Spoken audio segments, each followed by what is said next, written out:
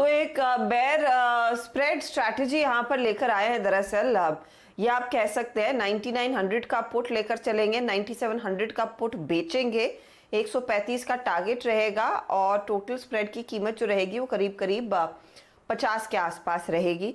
तो ये फिलहाल आपके लिए एक स्ट्रैटेजी निकाली है। तो दायरे में रहेगा मार्केट, मैं वही कह रही हूँ, हल्का सा नेगेटिव बायस है इस समय और लोग थोड़े से नर्वस भी हैं 2-3 इवेंट्स के चलते। चलिए आज निफ्टी बैंक पर भी एक नजर डाल लेते हैं। निफ्टी बैंक भयंकर वॉलेटाइल है।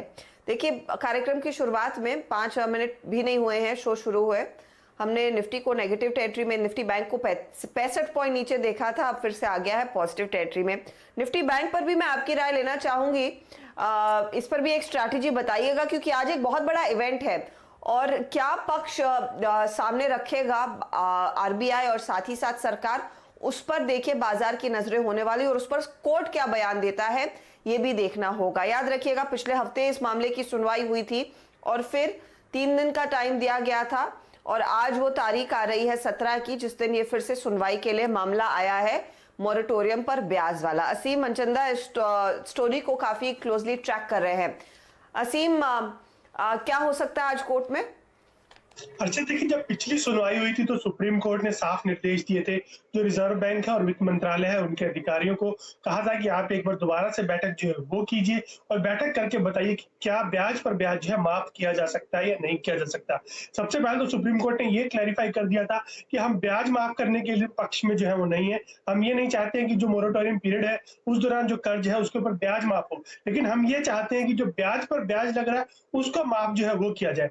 जो आरबीआई है वो ब्याज माफी को लेकर के बिल्कुल भी फेवर में नहीं है। उसका कहना था कि जो बैंक्स है उनके ऊपर इनका नेगेटिव इंपैक्ट जो है वो पड़ेगा, उनकी एसेट क्वालिटी जो है वो खराब हो जाएगी, खासतौर पर उनके ऊपर एक नेगेटिव इंपैक्ट जो है वो पड़ने जा रहा है। इसको लेकर के वो इसके पक्ष में नहीं था।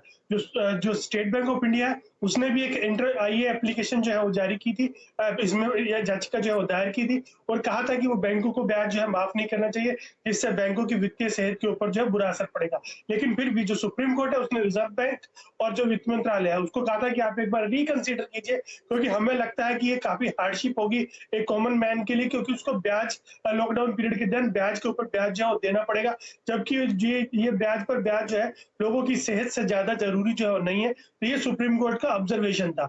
अब 3 दिन का वक्त जो है उनको आरबीआई और वित्त मंत्रालय को दिया गया था। आज सुनवाई इस मामले की होगी। वित्त मंत्रालय और आरबीआई जो है अपना दोबारा से पक्ष जो है उस रिजर्व जो सुप्रीम कोर्ट है उसके सामने रखेंगे। उसके बाद उनके पक्ष के सुनने के बाद सुप्रीम कोर्ट इसके ऊपर कोई फैसला जो है वो ले सकता है, कोई आदेश जो है वो पारित कर सकता है कि क्या ब्याज पर ब्याज जो है माफ होगा या नहीं होगा। तो सुप्रीम कोर्ट की तरफ से आज हमें एक कंक्रीट आदेश जो है वो देखने को मिल सकता है। आज के आज ही ये केस की सुनवाई हो जाए तो अच्छा है, वरना ये लटकती तलवार भारी पड़ने लगी है निफ्टी बैंक के ट्रेडर्स पर। शुक्रिया असीम। असीम आपके लिए अपडेट भी लेकर आएंगे जब कोर्ट में वो सुनवाई शुरू होगी और उससे ठीक पहले आप देखिएगा इस इंडेक्स में भी बड़ा ट्रेड का मौका रहेगा। सचेतन, देखिए बड़ा इवेंट है, पिछले हफ्ते भी जो भी बयान आए सुप्रीम कोर्ट की ओर से उसके बाद निफ्टी बैंक में एक बड़ा बिकवाली का दबाव भी आया। आपकी अप्रोच क्या रहेगी? आज प्री हियरिंग कोई ट्रेड बनता है क्या? हर्षदा, यहाँ पर बैंक निफ्टी में काफ़ी बड़ी रेंज है। इनफैक्ट अगर हम ओवरऑल स्ट्रक्चर को भी देखें तो 21,000 के आसपास एक रेजिस्टेंस जोन है, बट नीचे 19,000 एक काफ़ी क्रिटिकल सपोर्ट है। और उसके अंदर अगर हम प्राइस मूवमेंट देखें तो काफ़ी समय से यहाँ पर एक contracting triangle kind of formation है। तो मुझे लग रहा है यहाँ पर इवेंट को प्रीएम्प्ट नहीं करना चाहिए। मुझे लग रहा है एक बार इवेंट अनफोल्ड होने दीजिए, उसके बाद ही एक पोजीशन लेनी चाहिए। अगर हम इमीडिएट रेंज की भी बात करें तो आज के लिए 20,500 से लेके 20,000 ये काफ़ी इम्पॉर्टेंट रेंज हो सकती है इंट्राडे ट्रेडर्स के लिए। तो मुझे लग रहा है यहाँ पर एक बार इवेंट होने दीजिए, उसके बाद एक आइदर साइड मूवमेंट ज़रूर मिलेगी जहाँ से एक डायरेक्शन मोमेंटम प्ले मिल सकता है। तो इमीडिएटली मुझे लग रहा है यहाँ पर स्टांस में थोड़ा न्यूट्रल रखूँगा, बट एक्सपेक्टेशन यही होगी कि अगर 20,000 के नीचे स्लिपेजेस आते हैं तो आई थिंक एक दबाव काफ़ी गहरा हो सकता है। तो मुझे लग रहा है थोड़ा सा कॉशियसली ट्रेड करना है, बट ट्रेड्स आपको इवेंट के बाद ही लेने चाहिए, ना ही के इवेंट के पहले। ओके, तो ये फिलहाल आपके लिए एक स्ट्रैटेजी बन रही है इस पर्टिकुलर ट्रेड में। इंडेक्स पर आप नजर रखिएगा, आज क्रूशल दिन है। चलिए सवालों का जवाब लेना शुरू करते हैं। और आईओसी पर हैदराबाद से कृष्णा फोन लाइन पर है। कृष्णा जी नमस्कार, पूछिए।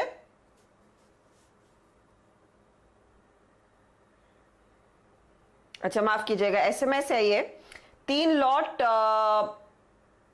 लॉट कॉल, अच्छा 110 पर 110 का कॉल है इनके हाथ में आईओसी का, और खरीद हुई है करीब करीब 3 रुपए के प्राइस पर। आईओसी का 110 वाला कॉल लेकर आइएगा। डायरेक्टर साहब देखें तो आज के सत्र में क्या हो रहा है। आपको याद होगा एचपीबीपी आईओसी सभी रेडार पर आज है, क्योंकि एचपीसीएल के नंबर्स के बाद थोड़ी सी रिकवरी देखने को मिली थी। 20 पैसे का हो चुका है ये, 3 रुपए इन्होंने लगाए थे। क्या स्थिति बनती दिखाई देगी इसमें सचिदानंद? हर्षदा, इनफैक्ट एग्जिट ही करना चाहिए। जो उनको लॉस हुआ है वो लॉस बुक कर लेना चाहिए। यहाँ पर होप में रहना नहीं चाहिए। जिस तरीके से इसका स्ट्रक्चर भी है एंड जिस तरीके से इन्होंने काफ़ी deep out of the money call option लिया है, तो इसकी प्रोबेबिलिटी तो मुझे नहीं लगती इवन प्राइस एक्शन जल्दी हम ये लेवल्स के आसपास स्विंग भी करेंगे। तो मुझे लग रहा है जो उन्होंने एक ट्रेड लिया है वो गलत ट्रेड है। डायरेक्शन भी यहाँ पर वेल एस्टैब्लिश नहीं है, तो एग्जिट करने में ही समझदार है। एग्जिट कीजिए सर, होल्ड करने में कोई फायदा नहीं है इससे पहले कि वो 20 पैसे भी आपके हाथ ना लगे। एग्जिट कर लीजिए, यहाँ पर पैसे बनने के चांसेस नहीं दिख रहे हैं। महेश जैन को जोड़ लेते हैं, मुंबई के ही रहने वाले हैं। महेश जी नमस्कार, क्या हाल है? बस ठीक है सर, मैं मैडम घर पे हैं या ऑफिस जाना शुरू हो गया आपका? नहीं मैडम, घर पे ही है अभी तो। हाँ ठीक है, और ट्रेड किस में लिया है सर आपने? हमने मारुति का एक फ्यूचर शॉर्ट किया था 5004 रुपए के रेट पे, जून का फ्यूचर था। तो उसमें आगे सजेशन चाहिए आपसे। फ्यूचर जून फ्यूचर्स में पोजीशन, ठीक है। और मारुति पर आज के भाव करीब करीब 2.5% ऊपर के हैं। आपने 5004 पर शॉर्ट किया? हाँ मैडम। मंदी का ट्रेड है ये महेश? हाँ हाँ जी।